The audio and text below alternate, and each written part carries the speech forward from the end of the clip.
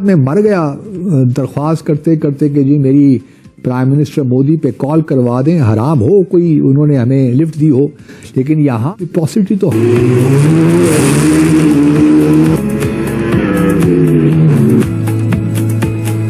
वो अब आई है क्योंकि टीटीपी और ने ये फैसला किया है क्योंकि इंडिया से आ रहा है ना माल। अच्छा। तो इंडिया को भी तो खुश करना है ना। इंडिया का प्रॉब्लम है वो कहता है चाइना को। वो जो हम बात बात पे कहते हैं हिंदुस्तान वो कर रहा होगा भाई, पर ये जो है ये कुरम एजेंसी पे जो अटैक वो हिंदुस्तान ने कराया है। ये कौन आया है फ्रांस से? बलूचिस्तान का जो अटैक है वो भी खत्म हुए घंटे नहीं गुजरे, आज फिर इतलात है कि कुरम एजेंसी में अटैक हो गया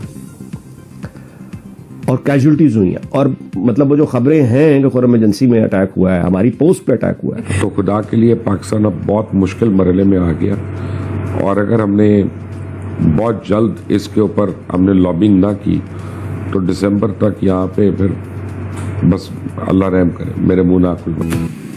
आपने अगर इंडिया की शान देखनी है ना तो हमारे बॉर्डर पे चली जाए। श्रीनगर में फार्मूला 4 कार रेस की मेजबानी एक बड़ी उपलब्धि है। हमें अपने मुखालिफ की भी जो स्ट्रेंथ है उसको मद्देनजर रखना चाहिए कि they have been able to build up this soft image. Bharat पूरी दुनिया के लिए जरूरत है, इस खित्ते में भी जरूरत है। अफगानिस्तान के मामले में आप देख लीजिए कि जब सलामती काउंसिल्स का इजलास होता है तो भारत उसकी सदारत करता है, पाकिस्तान को तो एंट्री नहीं मिल रही है।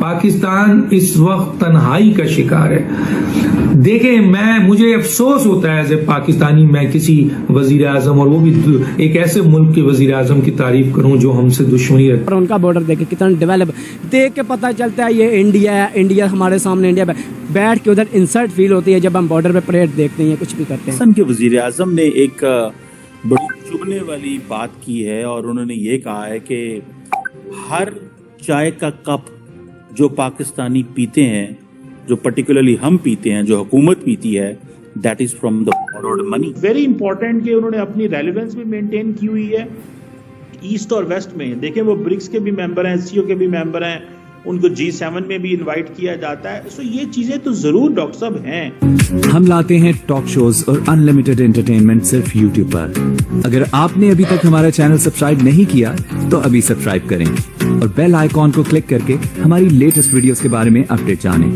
और जम्मू कश्मीर कल एक नया इतिहास रचने जा रहा है। श्रीनगर में कल पहली बार फार्मूला 4 कार रन का आगाज होने जा रहा है, जिसे लेकर जोर शोर से तैयारियां जारी हैं। ये श्रीनगर में कल से होने जा रहे फार्मूला 4 कार रन के आगाज की तैयारी। श्रीनगर में यह formula 4 car run show Lalit Ghat से नेहरू पार्क तक 17 मार्च से शुरू हो रहा है। कार शो में मशहूर फार्मूला ड्राइवर दर्शकों को रोमांचित करेंगे। ड्राइवर सुबह 10 बजे से दोपहर 2 बजे तक स्पीड और स्टंट में शामिल होंगे। ड्रोन से पूरे इलाके की निगरानी की जाएगी। केंद्र शासित प्रदेश प्रशासन का कहना है कि श्रीनगर में फार्मूला 4 कार रेस की मेजबानी एक बड़ी उपलब्धि है। मैं कहता हूँ आज से अगर हम 10 साल अगर हम तरक्की अब से करना शुरू हो जाए ना तो हम 10 साल तक भी इंडिया के बराबर नहीं पहुँचे थे। इंडिया की नौजवान, इंडिया की नस्ल इतनी आगे हमसे चलेगी। ऐसा क्या किया है इंडिया में छोटे छोटे बच्चे को, बढ़िया हर औरत को, हर लेडीज, जितने भी वुमेन है, जितने मैन उधर, उनको अहमियत दी जाती है। ठीक है, उनको एक तहफ़्फ़ुज़ दिया जाता है।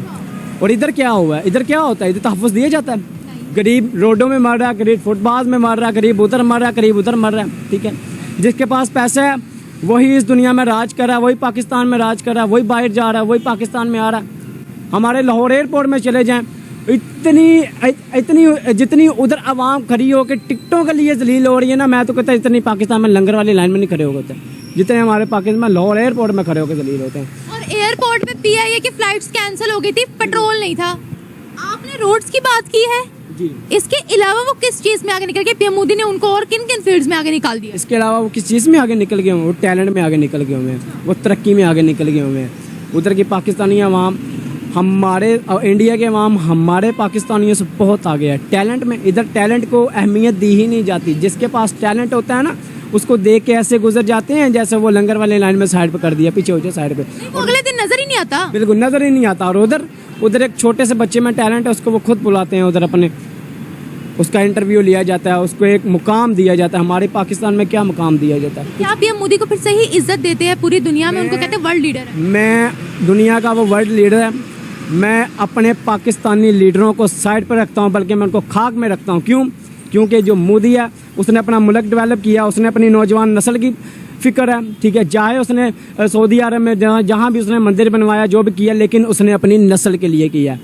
लेकिन अभी तक अमेरिका से मैंने कोई मुबारकबाद नहीं देखी। सिर्फ एक अमेरिकी सफ़ीर का वो एक्स पे एक पोस्ट, ब्लिंकन का कोई ट्वीट हमने देखा, पोस्ट देखी एक्स पे, ना ही प्रेसिडेंट बाइडेन की जानिब से कोई पोस्ट हमें नजर आई।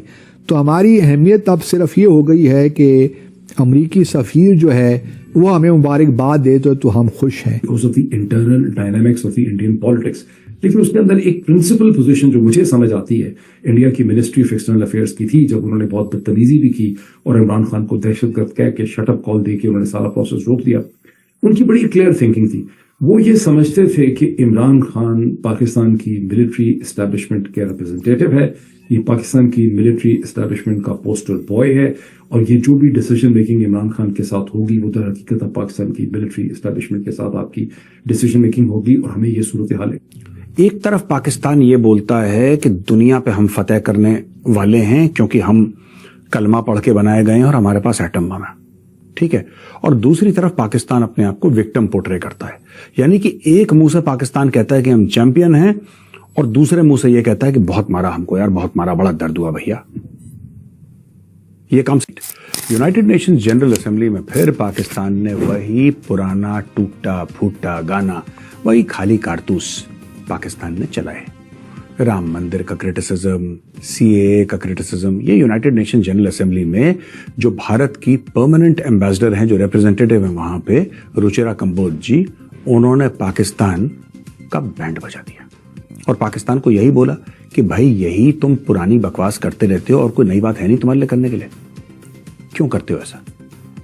फिर उन्होंने पाकिस्तान को यह भी बोला है कि like a broken record you go on and on and on. यार तुम एक चीज पकड़ लेते हो, उसी को रिपीट करते रहते हो 24 घंटे। वजह यह है कि वो कहते हैं कि हम तो अब हमारी जो लीग है वो बिल्कुल डिफरेंट है, हम तो दुनिया की अब 5वीं बड़ी मुआशी जो ताकत हैं, और वो वक्त दूर नहीं है कि जब हम जापान और जर्मनी को भी पीछे छोड़ते हुए दुनिया की तीसरी बड़ी मैशत बन जाएंगे।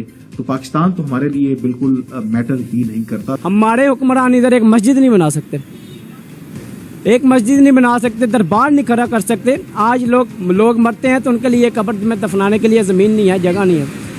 हमारे हुक्मरान क्या कर सकते हैं? अबे मरने के लिए किसी के लिए जगह थोड़ी सी रख दो, वो नहीं दे सकते। बिल्कुल सही कहा। अभी आपने रिसेंटली एक बात बोली, वहाँ चले जाएं तो वहाँ इज्जत देंगे, इसका क्या मतलब था?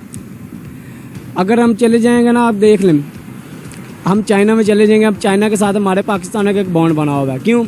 उनके साथ बॉन्ड इस तरह का बना हुआ है कि चाइना जो है इधर आके हमारे इधर अपना उन्होंने एक बिजनेस बना लिया और वो इधर अपना बिजनेस ही करते हैं। कहीं भी देख लें कि हमारे पाकिस्तान में आम हुआ है, चाइना फिर वे तो वो अलग मुल्क में लेने की, चाइना ने अपने अलग अलग कंट्रीज में बॉन्ड बनाए हुए हैं, वो अपना बिजनेस ग्रो कर रहा है। हमारा पाकिस्तान क्या ग्रो कर रहा है? हमारा पाकिस्तान एक एटमी पावर बना के बड़ा खुद को महान समझ रहा है। आज के दौर में एटमी पावर हर मुल्क बना सकता है, हमारा पाकिस्तान ने बना लिया हुआ है। तो हमारे पाकिस्तान में अगर देखूँ ना तो इंडिया में बहुत, आपने अगर इंडिया की शान देखनी है ना तो हमारे बॉर्डर पे चली जाएं, हमारे बॉर्डर पे चली जाएं। उनका बॉर्डर देख लीजिएगा, हमारा बॉर्डर हमारा बॉर्डर 1999 का पता नहीं कब से बना, और उनका बॉर्डर देखे कितना डेवलप, देख के पता चलता है ये इंडिया है। इंडिया हमारे सामने, इंडिया बैठ के उधर इंसल्ट फील होती है जब हम बॉर्डर पे परेड देखते हैं, कुछ भी करते हैं। वाघा बॉर्डर की बात कर, वाघा बॉर्डर की बात कर रहा हूँ मैं, ज्यादा नहीं कुछ। तो हमारे हुक्मरानों को इतना चाहिए कि अपना बॉर्डर ही थोड़ा सा डेवलप कर लें, उसको बना लें, कुछ कर लें। तो आपको ये वीडियो कैसा लगा कमेंट बॉक्स में जरूर लिखिए। इस वीडियो को लाइक कीजिए, शेयर कीजिए, सब्सक्राइब करना ना भूलिए आपके चैनल EFC.Z को। तो मिलते हैं अगली वीडियो में। जय हिंद।